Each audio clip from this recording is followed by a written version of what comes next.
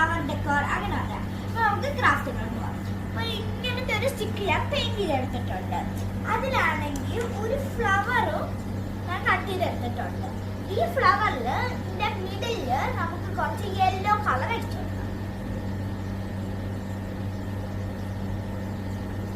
Okay, നമ്മൾ അടിച്ചിട്ടുണ്ട്. പിന്നെ ആ യെല്ലോ നമ്മളിപ്പോ എടുത്തത് ഈ ഒരു കളർ യെല്ലോ ആണ്. ഇത് നമ്മൾ കുറച്ചൊരു ഡാർക്ക് ഷെയ്ഡായിട്ട് നമുക്ക് ഔട്ട്ലൈൻ കൊടുക്കാം. കാണിച്ചു തരാറ് ഇപ്പൊ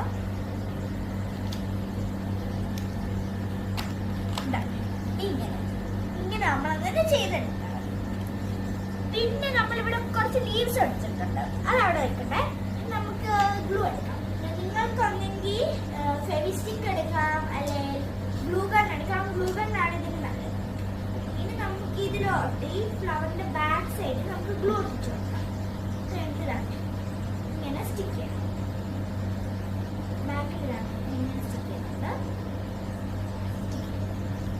ഇനി നമുക്ക് കുറച്ച് ലീവ്സ് ഞാൻ കട്ട് ചെയ്ത് വെച്ചിട്ടുണ്ടായിരുന്നു. അത് നമുക്ക് ഇങ്ങനെ കട്ട് ചെയ്ത് വെച്ചിട്ടുണ്ട്. നമുക്ക് ഒട്ടിച്ചു.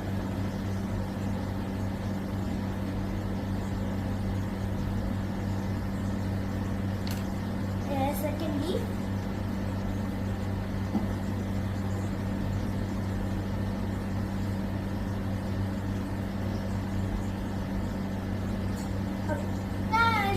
ഒട്ടിക്കുന്നുള്ളൂ. അപ്പൊ ഞാൻ ഇങ്ങനെയാണ് ഉണ്ടാക്കിയിരിക്കുന്നത്. ഇപ്പൊ നിങ്ങൾക്ക് ഈ സ്റ്റിക്ക് ഇല്ലെങ്കിൽ നിങ്ങൾക്ക് പേപ്പർ അങ്ങ് റോൾ ചെയ്തിട്ട് ലാസ്റ്റ് ഗ്ലൂ ഇട്ടിട്ട് അതൊന്ന് സെക്യൂർ ചെയ്താൽ മതി.